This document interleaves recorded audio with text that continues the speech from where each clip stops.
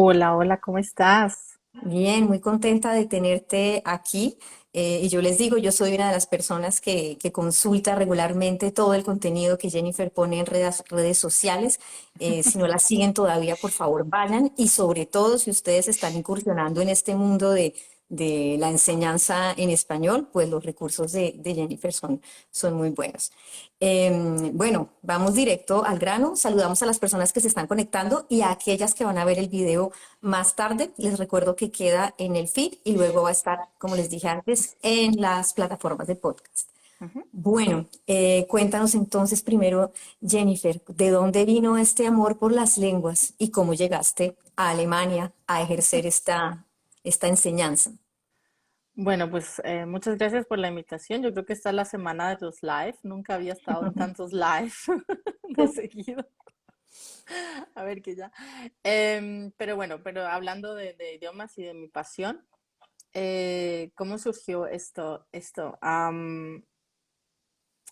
La cuestión de enseñar ya como que venía en mis venas. Ya desde muy pequeña recuerdo mucho que en las fiestas de familia yo era la que se encargaba de cuidar a los más peques, y entonces siempre buscaba como un tablero y les ponía sillas y yo jugaba a ser la profesora, aunque no fuera de lenguas, pero ya tenía esto muy en mí, ¿no? Luego pasó el tiempo, luego llegué a Alemania y lo que hice fue estudiar traducción e interpretación, pero, pero luego por cuestiones de la vida que dices, bueno, vamos a probar algo porque necesitaba trabajo, entonces surgió la posibilidad de enseñar español, eso ya hace 14 años más o menos. Y, y nada, entonces empecé a enseñar español creyendo en ese momento que con ser hispanohablante, con ser de lengua materna era suficiente. Y pues obviamente te das cuenta de que no es así, de que necesitas muchísima formación, de que necesitas am, ya empezar a encontrar y conocer un poco el campo en el que estás incursionando. Y luego fue hace como 6 años que empecé a enseñar alemán, sobre todo porque pues surgió la necesidad luego de que aquí en Alemania estaban necesitando a muchos profesores de alemán, sobre todo Ujú. en esta época en que venían muchos refugiados a Alemania. Y empecé así haciendo mi voluntariado, y obviamente pues una cosa es un voluntariado y otra cosa es trabajar ya de manera seria enseñando una lengua que no es la tuya, ¿no? Que es el alemán. Ujú. Pero nada, luego al final me apasioné los dos aquí, enseñando español y enseñando alemán. He tenido la posibilidad de descubrir dos mundos totalmente diferentes, porque enseñarle aquí español a los germanohablantes pues es un mundo, y luego enseñar alemán en ese momento era sobre todo a refugiados, pues eran Ujú. mundos opuestos totalmente. Pero que me animaba mucho a conectar lo que había aprendido, por ejemplo, toda la formación que ya tenía con el español, pues ya empecé a aplicar muchas cosas cuando empecé a enseñar alemán. Y bueno, y ahí he estado, es un mundo de inventarse y reinventarse y aprender constantemente. Si te parece, vamos a dividir la charla como por idiomas, como una parte lo de español y luego pasamos a la parte de alemán. Yo quisiera saber, eh, tu experiencia personal, tú misma entraste como muchas personas de la comunidad a dar clases de español como trabajo transitorio, como se me da esta oportunidad, voy a empezar a dar clases. Ujú, Tú hablas ahora de esa quizás como ingenuidad que tiene uno de creer que porque es nativo está preparado. ujú. ¿Qué consejo le dirías a una persona que acaba de conseguir un trabajo, que le dijeron, oye, mañana yo hago aquí un paréntesis en el sistema francés, yo estoy en Francia, en Burdeos, pero el sistema francés, digamos, tiene mucha fluctuación en profesores de español a Ujú, nivel secundario, ¿sí? ujú, Entonces muchas personas se pueden inscribir como en la Secretaría de Educación, en el Ministerio de Educación, acá se llama el rectorado, que es como lo que coordina. Y de un día para otro le pueden llamar y dicen, ay, se necesita un reemplazo de profesor de español, usted puede llegar pasado mañana a dar clases y hay muchas personas que empiezan así, de una ujú. como que la lanzan al ruedo, la lanzan a los leones. Entonces, Dime cómo, ¿qué así más o menos me dime, sucedió a mí. bueno, cuéntanos entonces tú, si pudieras hablar con la Jennifer de hace 14 años que tuvo que enfrentarse a eso, hoy, ¿qué le dirías A ver, yo como consejos del primero le futuro? diría a la Jennifer que no le tenga miedo al error, que no le tenga miedo al error, que el error hace parte del aprendizaje y que si tú como docente lo interiorizas mucho, va a ser muchísimo más fácil transmitírselo a tus estudiantes, de que tengan una forma de lidiar con el error pues mucho más tranquila, que vean que es parte del aprendizaje. O sea, es decir, que tú si estás delante de ellos y te vas a equivocar muchísimas veces, pues obviamente aprender a reconocerlo. A mí en el principio me costaba mucho reconocer, sí, en un principio que cometía errores, que no sé, me hacían preguntas y yo me quedaba así como, ¿sabes? Y decir, en ese momento, ¿sabes? En ese momento no tengo la respuesta, voy a investigar y cuando tenga la respuesta, una respuesta adecuada, pues vengo, vuelvo y retomamos el tema, ¿no? Entonces ese miedo al error. Obviamente la formación hace parte de eso, no solamente basta conocer la lengua, sino realmente una formación en didáctica, en metodología es muy importante. Y otra cosa que para mí fue muy clave en ese momento, yo he pasado por muchos grupos meta. He trabajado con niños, he trabajado con adolescentes, con adultos universitarios, con adultos mayores. Am, Como la vida me llevó por varios caminos, pero si uno desde el principio tiene la oportunidad de identificarse con un grupo meta concreto, no sé, por ejemplo, yo siento que me desenvuelvo mucho mejor con los universitarios y con los adultos mayores, am, pero ya como tal la enseñanza a los niños ya no es mi campo. Lo probé, lo intenté, pero siento que ahí no, ese no es mi fuerte, ¿no? Entonces como que desde el principio intentar analizarse mucho y decir cuál es ese grupo meta y de así mismo seguro que vas a fortalecer muchísimo más esas capacidades que vas a ir desarrollando como docente. Um, Sí, yo creo que es básicamente eso, tenerlo claro y darte la oportunidad de experimentar. O sea, dependiendo del contexto en el que estés, siempre haber un marco. Por ejemplo, tienes que tener tantas lecciones al final, tienes que terminar, llegar a este nivel, pero como que darte un espacio para experimentar con tus estudiantes y experimentar con la lengua. Es decir, que ellos también sean los que sean partícipes de cómo se hace la clase. O sea, no tener miedo de preguntarles desde el inicio qué les gusta, qué no les gusta, qué hay que cambiar, qué temas les gusta. Eh, por ejemplo, a mí me encantan los juegos, pero en un inicio, llegó un momento en que tuve que aprender que no en todos los grupos puedes jugar de la manera en la que te gusta. Entonces tienes que ir um, sí, gestionando eso y haciéndolos partícipes y seleccionando lo que a ellos también les guste. Así en cuanto a cosas de contenido, yo creo que esos serían mis consejos básicos. Bueno, digamos la realidad, yo hago el ejemplo de Francia, que es el ejemplo que conozco. em, Muchas veces tienes, e incluso personas que hicieron la licenciatura de español para enseñar la lengua, y se llega, dicen, no es una falta de conocimiento, porque tengo la gramática, tengo todo, pero es como el miedo al alumno, como sobre Ujú, todo el alumno adolescente, sobre todo, porque ujú, digamos que tal vez el adulto es un poco más fácil.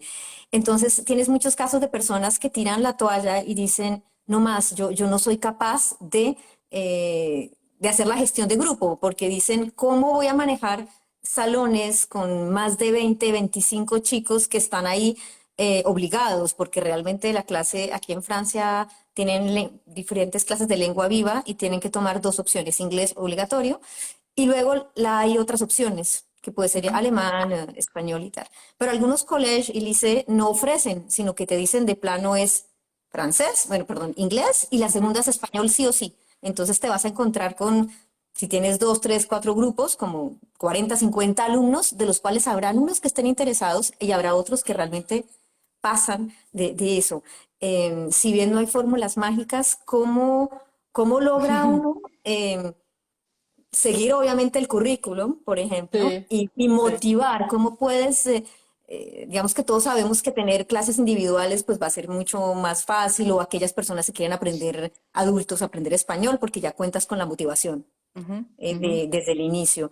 Em, A ver, yo ¿Qué nos podrías decir en tu experiencia de cómo puede hacer uno para sentirse, como reafirmarse y poder decir, ok, me gusta enseñar, me gusta mi lengua y no me voy a dejar como de estos muchachitos? O sea, no quiero que se haya esa ruptura y que, porque yo conozco muchas personas, muchos profesores que entran casi en Mm, depresión, como decir, es imposible que algo mm, que me guste, como sea enseñar, mm, el ambiente haga que termine detestando algo que supuestamente me gusta.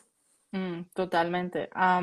Aunque mi experiencia con adolescentes no es tan amplia, o sea, sí, pero no tan amplia, sino sobre todo con universitarios. Allí también encuentro, dependiendo del Claro, contexto, claro. a personas, a estudiantes que llegan a mi clase porque tienen que llenar un par de créditos, ¿sabes? Ujú.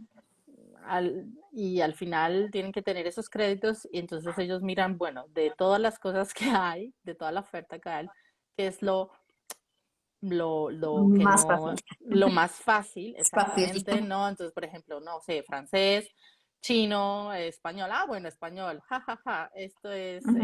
paella, flamenco y ya. Eh, Sí. y entonces llegan y se dan cuenta de que no es así, que realmente sí quieren obtener esos créditos, sí quieren, por lo menos que esa motivación extrínseca, si la quieren eh, si quieren llegar a tener eso, pues tienen que esforzarse muchísimo más.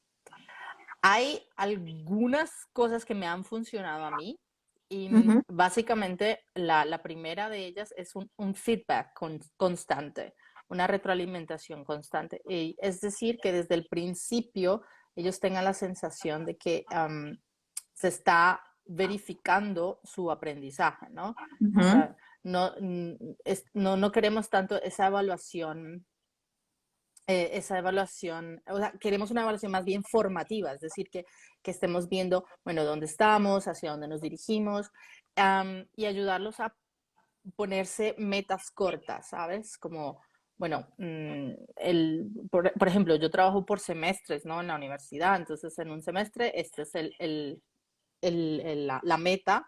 Ujú. Dentro de esa meta grande del semestre vamos a dividir metas pequeñas, ¿no? Entonces, por ejemplo, en 2 semanas vamos a poder presentarnos. Por ejemplo, yo ahorita tengo online en una universidad, trabajo en una universidad de Berlín también, y tengo un curso de 22 personas online y es un reto online, y es a uno totalmente.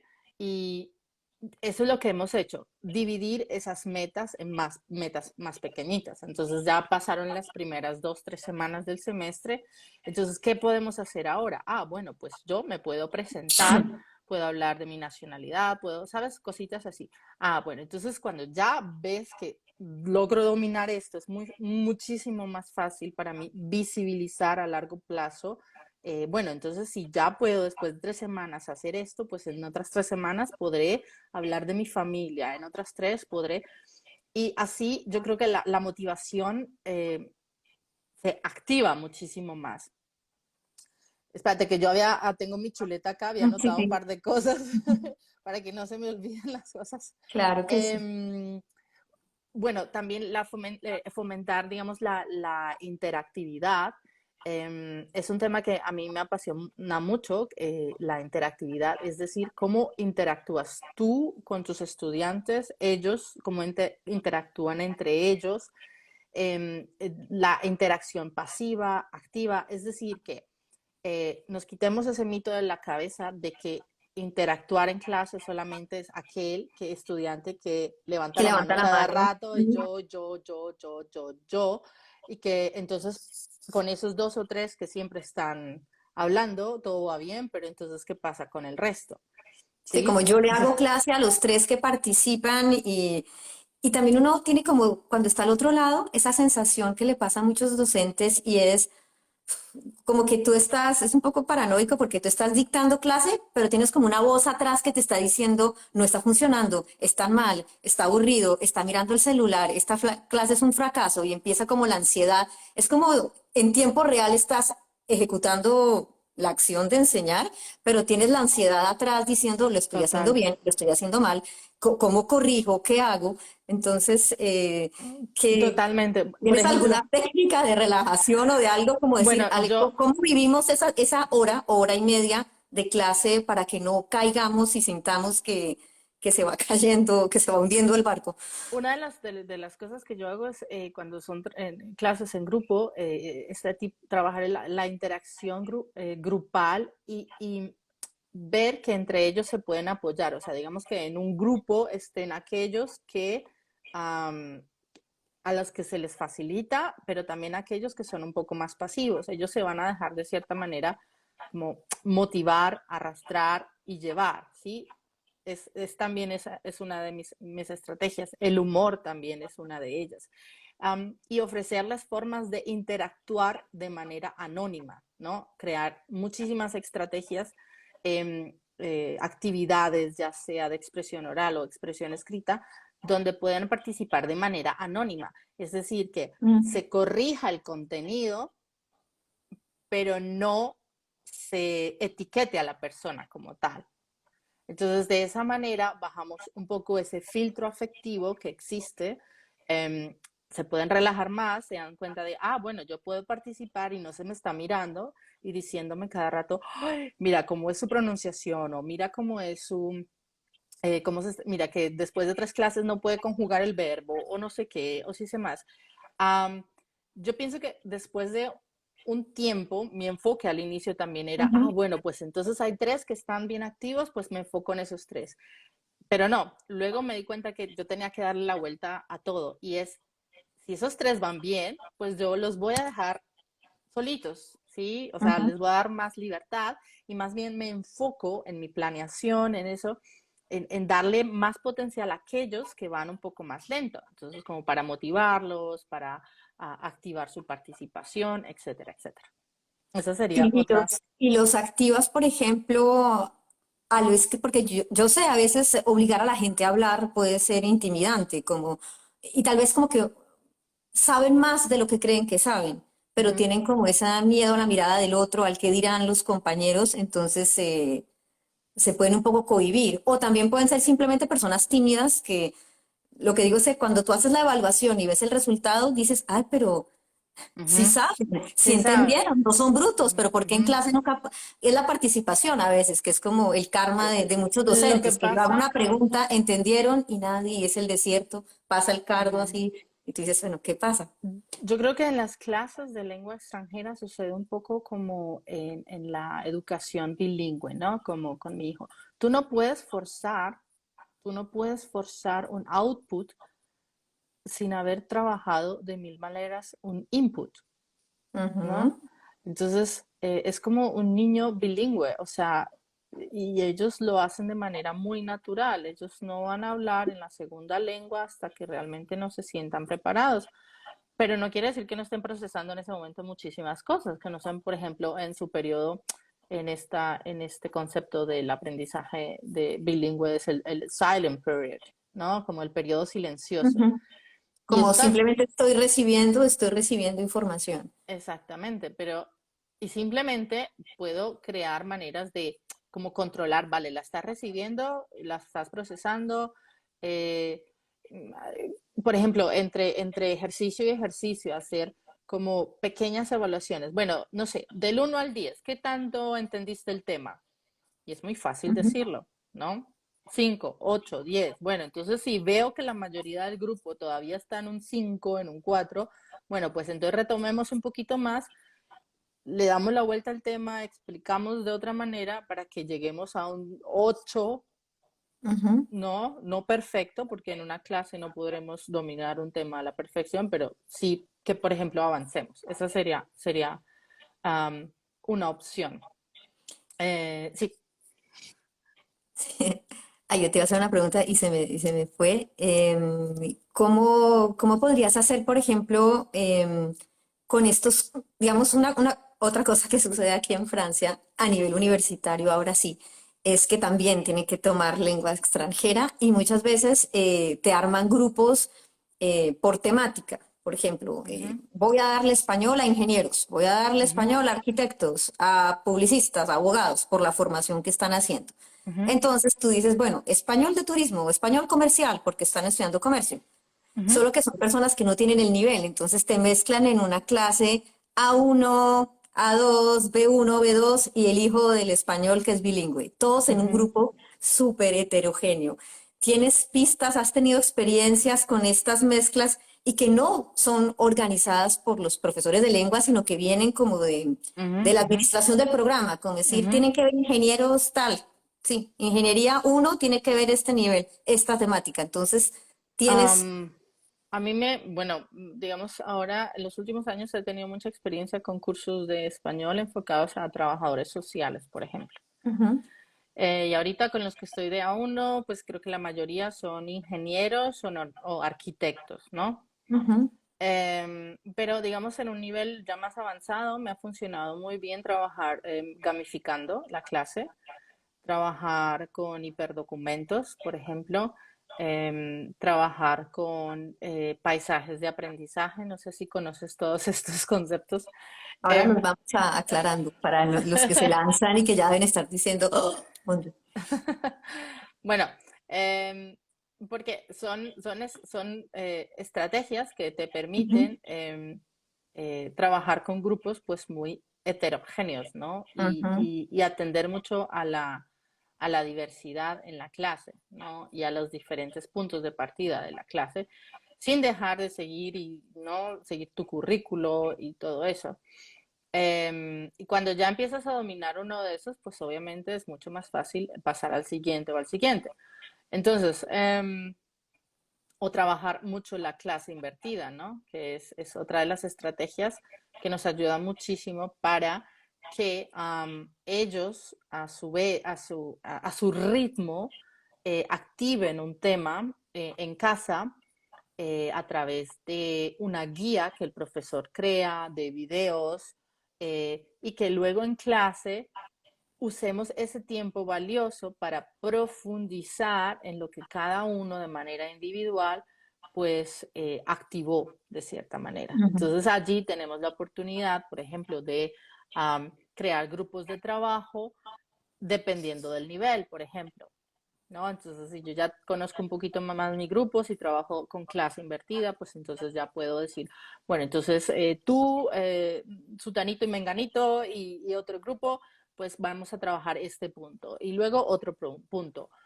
Podemos más bien crear una ronda de preguntas al inicio de la clase para ver, bueno, esto fue lo que trabajamos en casa, vamos a profundizarlo ahora. ¿Hay preguntas? ¿Qué preguntas hay? Entonces ya ellos no llegan con el contenedor Como así, vacío. como sentados de brazos a ver con Vacío, qué me va a salir el exactamente. profesor hoy. Ellos saben que para que la clase fluya, Mm, ellos tienen que traerla, ¿sabes? Ellos tienen que aportarla. Entonces, esos son métodos, ¿no? Digamos que la ujú. clase invertida es una metodología activa y se llama activa porque no parte del profesor, del profesorado, sino parte del aprendiente, Ya, ¿no? aquí Como voy a tal. hacer una pequeña precisión para, como decíamos al comienzo del live, estas personas que descubren la enseñanza y que se están transformando en profesores de español en esta reconversión por la migración. Muchos de estos profesores vienen con su recuerdo de hace 30 años cuando fueron estudiantes, que es Mm. como el método del profesor en el tablero con un libro y vamos a seguir el currículum y ustedes me hacen una exposición y casi que la cartelera en papel. Y cuando empiezan a darse cuenta cómo se ha transformado la enseñanza, se quedan como impávidos, como, "Ah, ¿cómo así que no tienen?". Por ejemplo, para los que hasta ahora, al menos en el nivel universitario, es empezar a dar clase y ya los alumnos no tienen cuaderno. Mis alumnos están tomando notas con computador, con Mm. acceso a internet, Mm. donde muchas veces no sabes si están viendo la clase o si están haciendo paralelamente multitarea el trabajo de otra clase que no han entregado. Am, ¿Cómo has hecho tú para lidiar esa llegada de la tecnología en clase, en tiempo real? cómo involucrarla, en vez de que se convierta en, convertirla en un aliado, como decirle, bueno, vamos a utilizar, ya que tienen el teléfono y el computador, ¿cómo los integro en el aula? Bueno, eso también es como hablarle a la Jennifer de sus inicios con la tecnología y es decirle, mira, no es importante cuántas herramientas domines, sino dominar unas pocas y tener una buena estrategia de cómo llevarlas a clase, ¿no? Porque eso es lo que sucede muchas veces, como la ansiedad que se crea entre los profesores de, "Ay, pero es que hoy hay esto y esto y esto y esto y tengo que aprender ese programa y tengo que aprender este otro y entonces si no los aprendo todos, si no los domino todos, a ver, que yo misma a veces me veo como, ay, sería chévere aprender otro, pero digo, no, en este momento necesito enfocarme, concentrarme, priorizar, etcétera. Eso es, digamos que lo más importante, priorizar y tener una buena estrategia de, ok, probar al principio un par de herramientas y después ver cuáles son las que mejor se adaptan a tu estilo de enseñar, ¿no? Porque no todas son. Um, por ejemplo, hubo un momento en el que muchos profesores usaban el famoso Kahoot, porque era moda. Sí, Era sí, sí. moda, moda, moda, moda, moda. Y todos Um, tenían Padlet también, ¿no? y el Padlet y moda, moda, pero luego vamos al Padlet, vamos al Kahoot y el contenido que estamos trabajando tiene sentido, está marcado dentro de una unidad didáctica que esté conectando fases, por ejemplo, ¿no? Entonces esa es la pregunta que nos tenemos que hacer. Cuando ya tenemos eso más claro, hay diferentes modelos que nos ayudan a estructurar eh, esa conexión del contenido con herramientas digitales, ¿no? Voy a escribirlo aquí en los comentarios. Sí, y dale. Uno de los modelos que más usé, bueno, que con el que inicié, ah, se llama el modelo, a ver, que siempre tengo mis dificultades pronunciándolo. Eh, las letras son SAMR, SAMR, y esas letras, o sea, reflejan cuatro conceptos. La S es de sustituir, la A de aumentar, la M de modificar y la R de redefinir. Entonces Ujú. es como cuando estoy utilizando X herramienta, ¿qué estoy haciendo? Sustituyendo simplemente lo que puedo hacer con papel y lápiz, aumentando el potencial, estoy modificando o estoy realmente redefiniendo. Entonces, um, normalmente en muchos casos, muchos profesores se quedan en sustituir la S, ¿no? En sustituir, es Ujú, decir, lo que hago con un cuaderno y lápiz, lo hago ahora en un documento Word. ¿Qué estoy haciendo? ujú. Simplemente sustituyendo. Pero lo que nosotros queremos es llegar a las otras tres fases, es aumentar el potencial de la tecnología. ¿Qué es lo que esta herramienta en una actividad determinada me ofrece que no me podía hacer antes? Y si Hagamos un obviamente, ejemplo, démosle a la gente un ejemplo concreto de cómo se aplicaría este modelo para que a lo ver, vean más claro. un ejemplo concreto. Imagínate que que tu estudiante tiene que escribir un texto. Te lo entrega en papel y lápiz. Si Ujú, tomamos ahora el modelo, en la primera letra sería la sustitución. Bueno, entonces ahora el estudiante no te lo tiene que entregar en papel y lápiz, sino te entrega un archivo, un PDF. ujú, Simplemente, ¿qué hace? Lo escribe en un documento Word. Esa es la sustitución, no estoy haciendo nada ujú, más. Luego pasamos a la aumentar. ¿Qué hacemos? Ahora estamos tomando características de una herramienta, por ejemplo, un corrector de textos, ¿sí? Como los que tiene Google Docs o cualquier, o Notes de Microsoft. Y lo que estamos haciendo ahora es aumentando ese potencial, porque con el corrector vamos a poder, el alumno va a poder ver dónde están sus errores, dónde están sus erratas, quizá el programa tiene la capacidad de proponerle, por ejemplo, ya una solución, ¿no? Si se comió una letra, pues te la está. Entonces ya estamos aumentando. Es algo que antes no podíamos hacer en papel y lápiz, ¿no? Ujú, Luego pasamos a la fase de la modificación, es decir, ahora que podemos hacer es, si la herramienta, este mismo texto, ahora lo que podemos hacer como profesores, añadir, por ejemplo, notas de voz, añadir enlaces, ¿sí? Am, añadirle al texto un enlace a una página que va a, sí, a darle,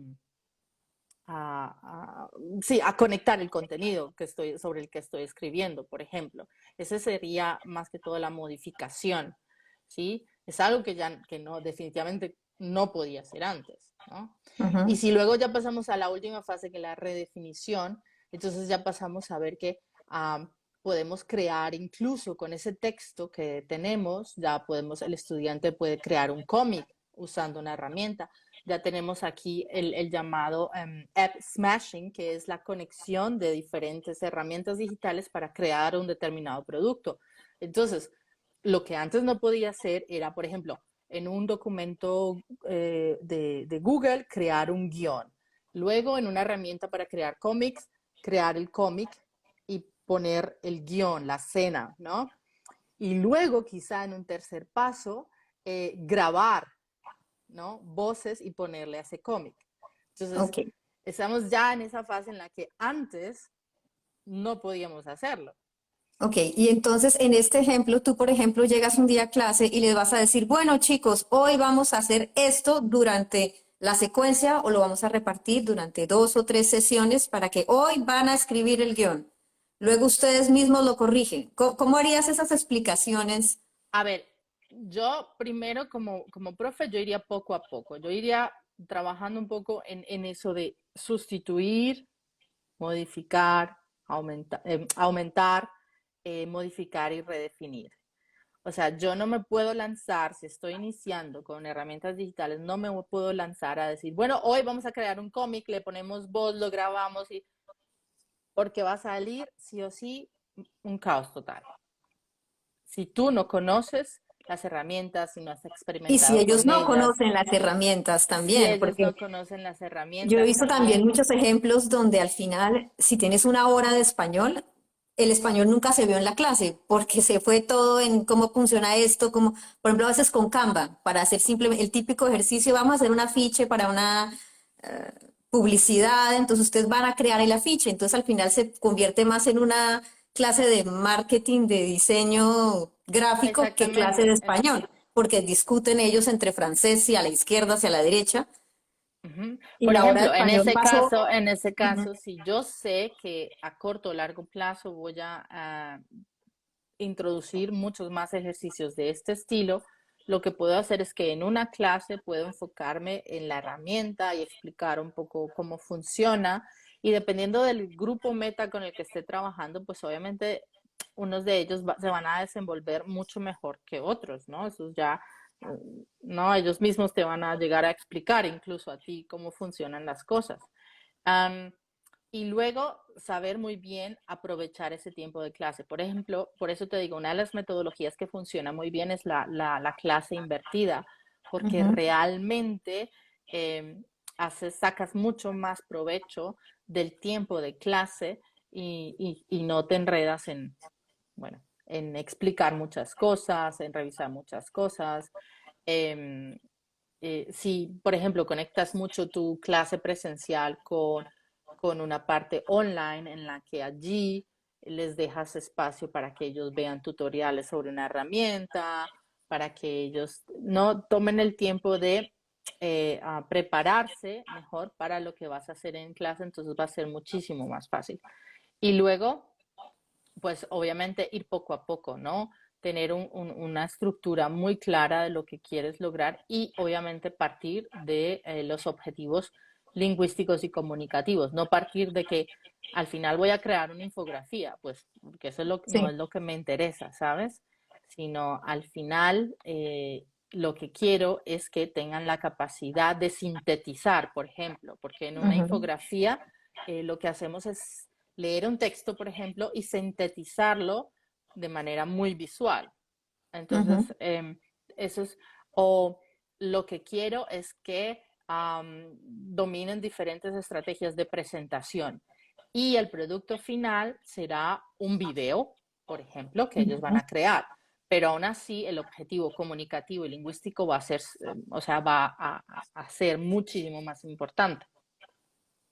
No Y sé bueno, si... hablemos ahora de esa palabra, la gamificación, y también si lo podemos hacer con un ejemplo para que, porque a veces la gente piensa un poco que es un juego que va a desbordar la clase, que se va a convertir un poco en algo demasiado, bueno, de por sí las clases de lengua la gente tiene que hablar, entonces van a ser, digamos, más ruidosas que las clases de al lado, que pueden ser simplemente teóricas y no necesitan la producción oral tan constante. Em, Cuéntanos entonces, para aquellos que estos novatos se oyen gamificación y sienten como, "Ah, ahora tengo que aprender una cosa más y más y más". Y quiero, antes de concluir la pregunta, hacer un poco como ese paralelo del manual de los libros de texto de aprendizaje de español, porque muchos profesores se sienten intimidados como decir, el currículum dice que para este mes teníamos que estar ya en la unidad 4 y ya deberíamos estar en el imperfecto, por decir algo, pero es que estos niños el presente todavía Ujú, nada. ujú. Entonces, ¿cómo manejar, digamos, por un lado, la gamificación y segundo, esta presión sí, del pensum, de que teníamos que estar en tal sección, pero si no están todavía ahí, Mm. cómo adaptar eso? Tú es que me haces unas preguntas para responder en 10 minutos. A ver, voy a intentar responder, a ver, estructurar mi caos en la cabeza y voy a intentar responder tus preguntas. A ver, gamificación. Primero, antes de meternos en ese meollo, tenemos que estar muy, o sea, tener muy claro que realmente eso es lo que queremos hacer. Que tengamos también claro que no necesitamos gamificar para motivar, no lo necesitamos. Que no podemos llevar la gamificación solamente porque sea una moda, sino que realmente tenemos que conocer la profundidad. ¿Por qué? Y ese es el, digamos, el mito que hay que romper. Gamificar una clase no es jugar en una clase, ¿no? Y eso es, o sea, si desde de salida no tenemos claros los conceptos, qué es un juego serio, qué es un juego, qué es gamificar, qué es una actividad lúdica. Bueno, hay muchísimos conceptos en este mundo de gamificación y yo creo que eso es, hay que partir de saber diferenciarlos. Si estamos hablando de gamificación, estamos hablando de que tomamos elementos del juego, uno que otro, de aquí, de allá, y los aplicamos en un contexto de no juego para modificar un comportamiento. Pero, y aquí es donde yo tenía, hace poco escuché a ver si la tengo acá, una definición que me gustó muchísimo más. A ver, es que la tenía acá preparada y se me perdió. Bueno, a ver si ahorita me viene a la cabeza. El caso es que si tenemos eso muy claro, pues va a ser muchísimo más fácil saber con con cuáles de nuestros alumnos podemos aplicar gamificación. Y ahora, si lo conectamos con la pregunta que haces de esa presión que tenemos de llegar a un pensum, de completar diferentes unidades, gamificar no significa como tal, o sea, no tienes que decir, estoy gamificando porque estoy creando el megaproyecto. Hay muchos docentes que sí, El escape game. que tienen ya tanta experiencia que realmente crean cursos enteros gamificados, ¿sí? Sobre todo en la educación infantil, en bachillerato. Pero, por ejemplo, en la universidad muchas veces no nos podemos dar ese lujo de crear todo un semestre gamificado.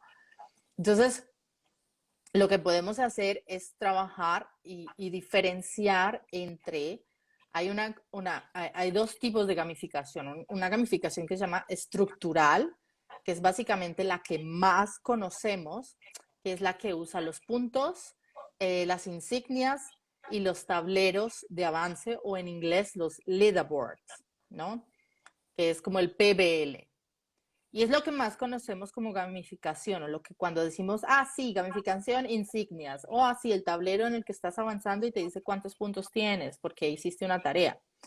Esa es la gamificación estructural y es la que, digamos, que es la más frecuente. Que puedes empezar con ella, puedes empezar dando puntos por las tareas Ujú. que van haciendo, puedes empezar creando insignias, puedes empezar creando un tablero de avance donde pones a todos tus estudiantes y por determinados retos que les vas poniendo, pues entonces ellos van avanzando, por ejemplo, y al llegar a superar dos, tres retos, pues suben de nivel o tienen otra misión, ¿no? Esos son conceptos que son muy comunes en la gamificación estructural. Pero luego llega la gamificación de contenido, que esa es la que más me gusta porque es la que más trabaja la narrativa. Entonces, allí es donde más trabajamos con crear una historia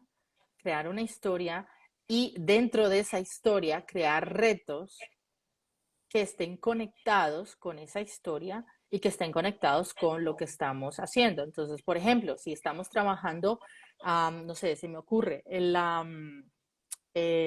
vocabulario de la ropa, ¿sabes? Vestirse, accesorios, ta, ta, ta.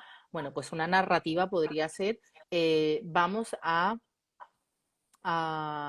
hemos sido escogidos para ayudarle, no sé, a Victoria's Secret en su siguiente, en su siguiente Colección. show, colección, vale, por ejemplo. Entonces, creamos toda una narrativa, ellos quienes son en esa narrativa son diseñadores de ropa, vale. Entonces, a partir de ahí empezamos a crear una serie de actividades, por ejemplo, primero para aprender el vocabulario, luego para profundizarlo, hasta que llegamos a un reto final en el que cada uno colecciona, ¿no? Una pieza y la presenta, ¿no? Entonces, a través de eso, de esa narrativa, pues vamos creando estos retos y los vamos conectando con la narrativa, ¿no? Entonces, un día llegas tú y dices, ah, mira, Victoria's Secret nos envió un mensaje. Entonces, creas un mensaje ficticio de Victoria's Secret en la que ella los invita a la presentación de la nueva colección, ¿no? Y les dice para cuándo, cuáles son las condiciones, ta, ta, ta, y simplemente la presenta. Entonces así te das cuenta de que he hecho algo muy sencillo y solamente en una unidad y ya estoy, digamos, trabajando el contenido de otra manera Ujú. y incluyendo mucho la narrativa, ¿no? Las historias, el conectar todo lo que estamos aprendiendo dentro de un contexto determinado. Y no necesitamos gamificar, bueno, pues todo un semestre, sino podemos empezar poco a poco. Y así, pues vamos viendo, bueno, pues, por ejemplo, con este grupo se me da bien, entonces, bueno, en el próximo voy a ampliar la gamificación y voy a incluir, no sé, los huevos de Pascua, por ejemplo, que los huevos de Pascua son factores sorpresas que nadie esperaba, ¿no? Entonces un Ujú. día dices, bueno, pues el que encuentre este reto y lo lleve a cabo, pues va a recibir un premio especial, cosas así. Y de manera muy sencilla. Y algo que también hay que tener muy claro es que para gamificar no necesito ser un experto en tecnología. Yo puedo gamificar totalmente sin usar ni una sola herramienta digital, ¿no? Porque gamificar no es usar per se herramientas digitales, sino um, toda esta estructura que te estoy diciendo. Está más relacionado con la curiosidad, la creatividad, la La búsqueda, un tipo motivación, sí, de sí. motivación. Entonces, Ujú. das con la palabra clave, la motivación. ¿Cómo podríamos decirle a estas personas que se lanzan en esta enseñanza cómo motivar a un alumno? Como tú decías al comienzo, así como con el niño bilingüe, uno no lo puede forzar a amar la lengua o la cultura. En tu experiencia, ¿qué te ha funcionado a ti para motivar a alumnos alemanes, en tu caso, para este gusto por el español? Muchísimas cosas, pero a ver, espérate, que yo también había hecho mis notitas aquí, a ver Si todavía si está por la ahí. encuentro. Sí, es que en serio, a veces soy un caos total con lo que hago. Pero, bueno, hablábamos de los intereses. Una de las cosas que me ha funcionado muy bien es el humor, acercar a los estudiantes a la lengua a través del humor y a través de diferentes canales, o sea, no reservarme solamente a lo visual. Por ejemplo, yo soy una persona muy visual y como tal me di cuenta que hasta un cierto punto yo siempre llevaba sobre todo tareas visuales y Ujú. estaba dejando a un lado un poco a aquellas personas que se les facilita más bien o a través o los que tienen un potencial más para otros canales, por ejemplo. Ujú. Entonces, eso es tenerlo, hay que tenerlo muy, muy claro también. Eh, y la creatividad, y yo creo que ahí es, digamos, una de las cosas que más, en las que más hago énfasis también en las formaciones, porque me dicen, ah, pero sí, tú eres creativa, ¿cómo llegas a eso? Pero y es uno de los mitos más que existen, y es que la creatividad no es algo místico, no es algo Sí, de designado, artistas, no es algo de... designado ya para seres especiales, ¿no? Que dicen, bueno, sí, tú eres muy creativa. O sea, la creatividad no es algo como, per se, o sea, innato al ser humano. Es algo, es como un músculo que podemos entrenar, es algo que podemos activar. ¿Sí? Entonces yo creo que conectar mucho la creatividad en clase, dar espacios para permitir que la creatividad como tal, como ese músculo, lo podamos entrenar, puede llegar a motivar muchísimo a las personas.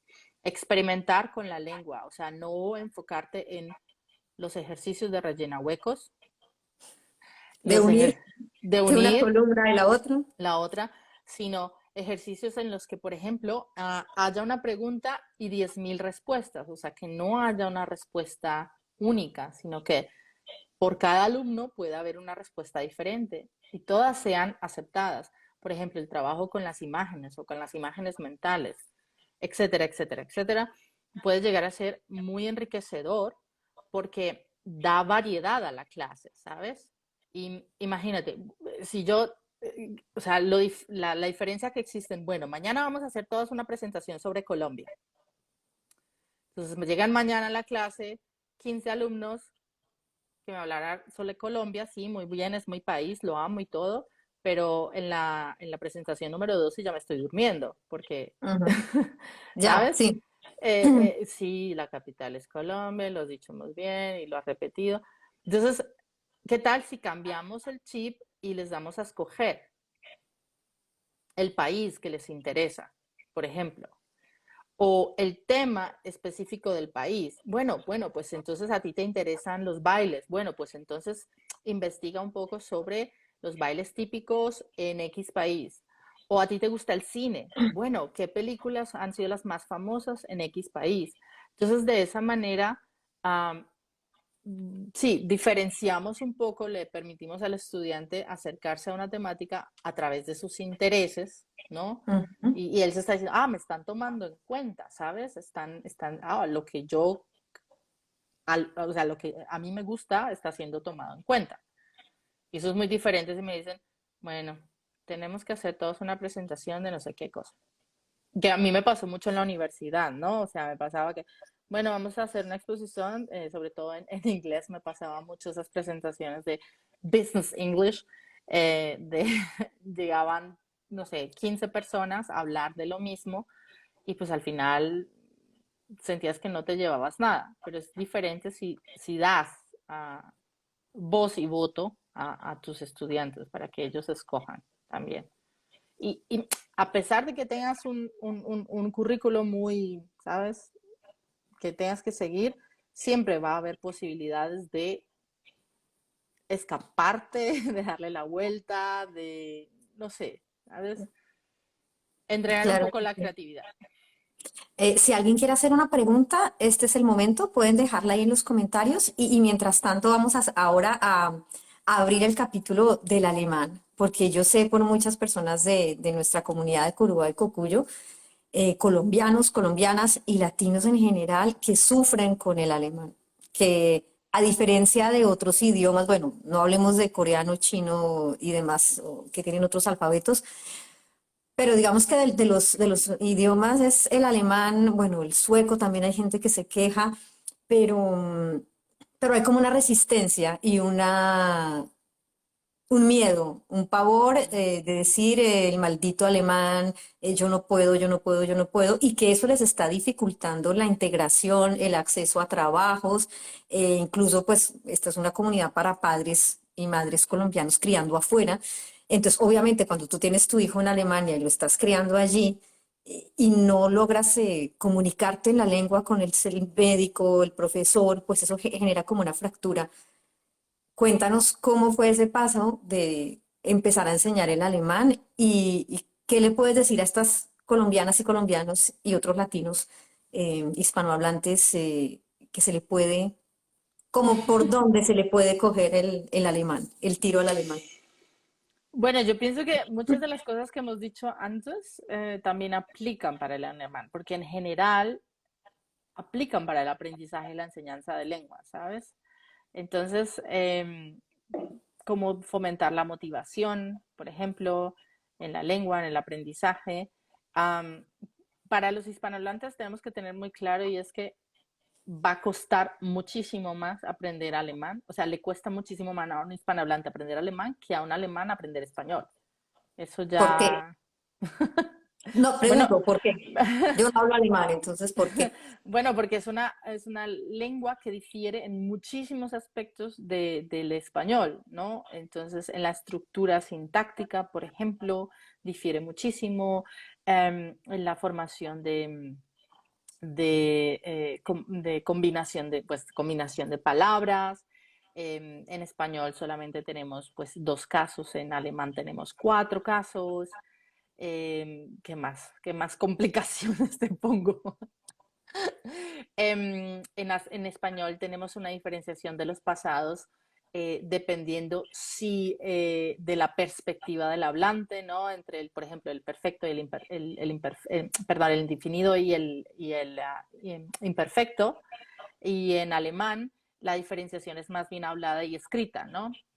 Entonces a eso les cuesta, pues, decir, al principio, cuando a mí me presentaron el perfecto alemán, yo, no, en 2 semanas lo domino y ya, no lo necesito, si con eso me desenvuelvo bien.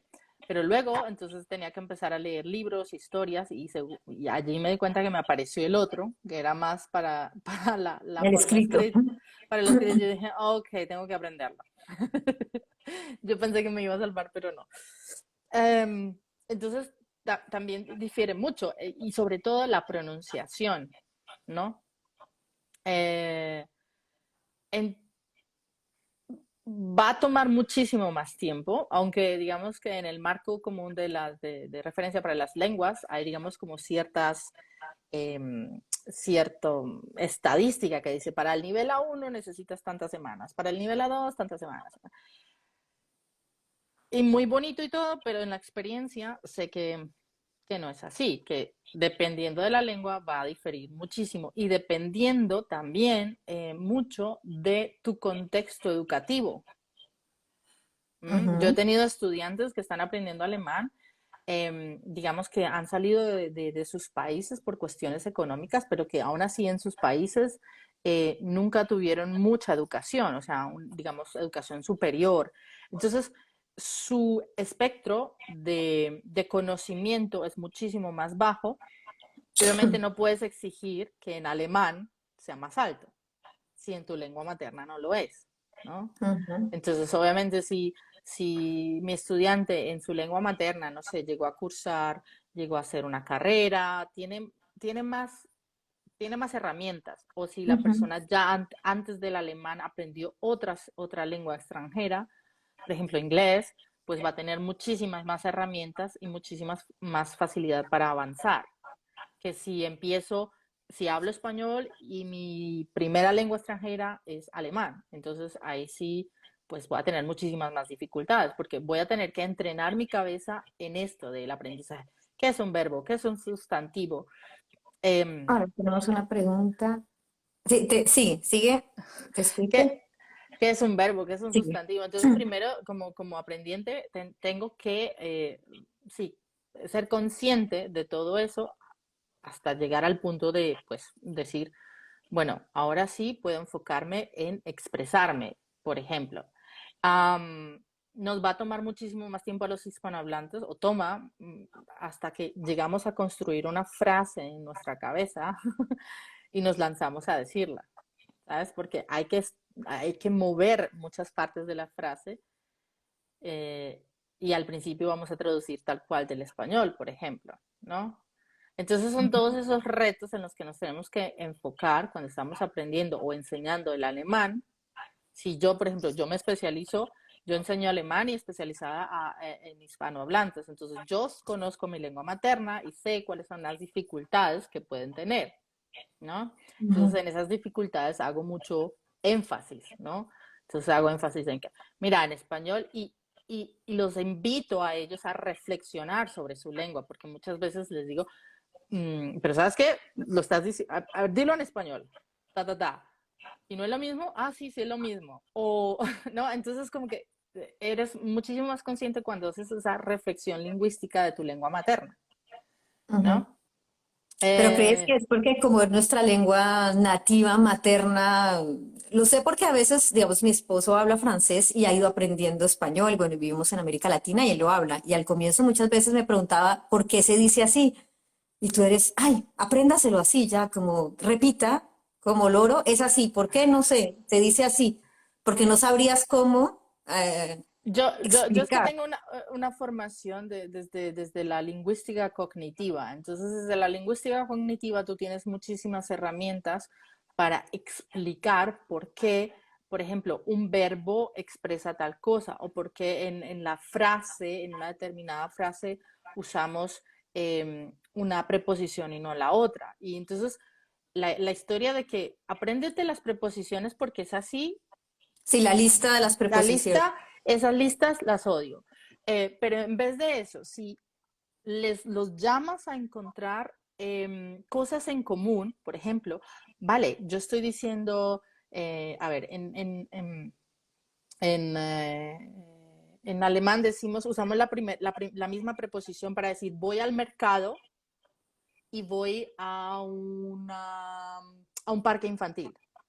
Entonces, usamos la misma preposición. Entonces, yo los invito a encontrar cosas en común. ¿Qué tiene en común un mercado y un parque infantil, por ejemplo? Ah, bueno, pues es que son lugares abiertos, ¿sí? Entonces, es lo que tienen en común y por eso, y ahí empiezan a encontrar, a relacionar y conectar. Porque eso de que las preposiciones son así, ¿no? Son motivadas porque sí, no, las preposiciones, por ejemplo, son motivadas porque nosotros formamos nuestra realidad a partir de nuestro espacio, ¿no? Entonces, Ujú. muchos de los significados de las preposiciones, de los verbos, esos significados, por ejemplo, muy metafóricos, tienen raíces en nuestra concepción de nuestro espacio, ¿sabes? Ujú. Entonces, cuando ya tenemos esas estrategias y los llamamos a eso, eh, pues es muchísimo más fácil para ellos encontrar herramientas para que luego cuando se aparezca un verbo que es parecido, pues lo sepan conjugar, lo sepan usar. Exacto, no sé si... Sí, perfecto. Acá ma- tenemos una pregunta que toca un poco de lo que hablas y es, ¿cuál es la mejor forma para que un niño o niña en etapa de primaria, primera o segunda clase, que llega a un nuevo país con una nueva lengua, pueda aprender esta nueva lengua? Digamos, pensemos en un niñito hispano que los papás se van a vivir a Alemania y llega al colegio. Bueno, yo pienso, a ver, lo digo desde de entrada, yo no soy la experta en bilingüismo en esa fase. Ujú, Yo enseñé español a niños, pero a ver, español como lengua extranjera, pero niños bilingües, esa no es mi fuerte.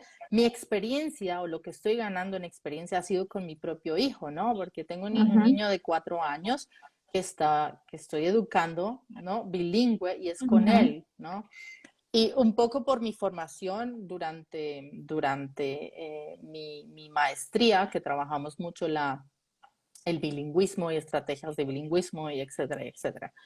Um, un poco lo que hablábamos antes del silent period, ese periodo silencioso, de ser muy conscientes de ese periodo silencioso. Y al inicio va a ser parte obligatoria sí, de ese proceso de aprendizaje. Entonces no podemos forzar al niño a que vaya a otra etapa más avanzada simplemente porque ya está en la escuela. Él necesita, ujú, también tiene que entrenar su sistema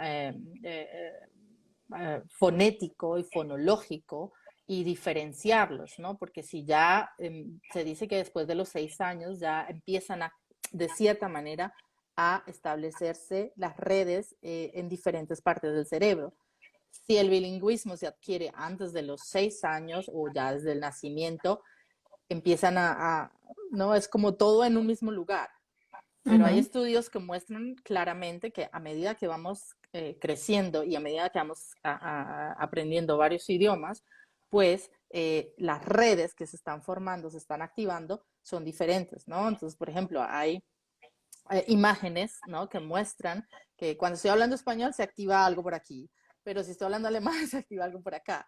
Entonces ya son separadas y necesitamos entender que no es que no esté aprendiendo, es que está tratando de conectar todas esas redes, eh, bueno, para llegar a un momento en el que ya se sienta capaz de hacerlo. Um, y bueno, obviamente acostumbrar al oído, primero a la Sí. lengua en esa fase.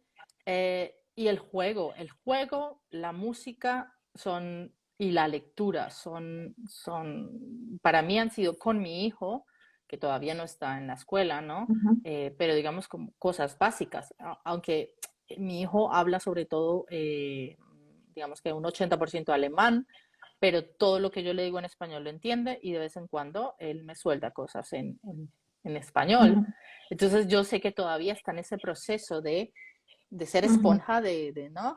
Y además como no es su lengua, digamos como la lengua más activa, entonces pues, Claro. le va a tomar muchísimo más tiempo. También tenemos que analizar cómo es la constelación en la casa, ¿no? Si, Ujú. por ejemplo, si los dos son hispanohablantes, si solo uno es hispanohablante, ¿cuál es la lengua que se está hablando en la casa? Todos esos son factores que influyen muchísimo en qué tipo de bilingüismo pues se va a llevar, o sea, van a tener los niños. Cuando ese niño va a llegar a la Mm, escuela. mm. Bueno, ya llevamos una hora de conversación muy fructífera, muy interesante. Bueno, si alguien quiere poner una pregunta, pues este es el momento. Si no, después vamos a colgar esta entrevista y vamos a tener todos los datos de contacto de Jennifer. Y para recordarles pues a los profesores que nos están viendo y en un futuro escuchando la versión de podcast, que Jennifer tiene este sitio en internet donde están todos los recursos, donde está su acompañamiento, si quieren que ella les haga asesorías, explicaciones, cursos, no solamente para las personas que quieren aprender alemán.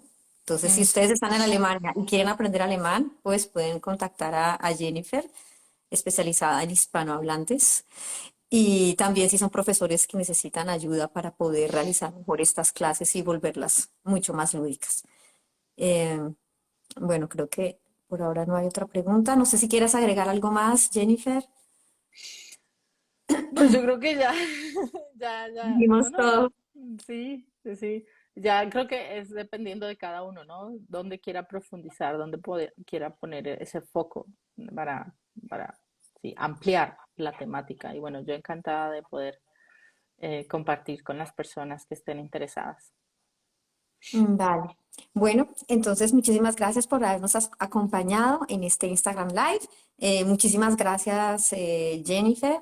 Y pues nada, síganla en redes si quieren aprender mucho sobre la enseñanza del español como segunda lengua. ¿Vale? Muchísimas gracias. Muchísimas gracias a todos. Hasta luego. Adiós.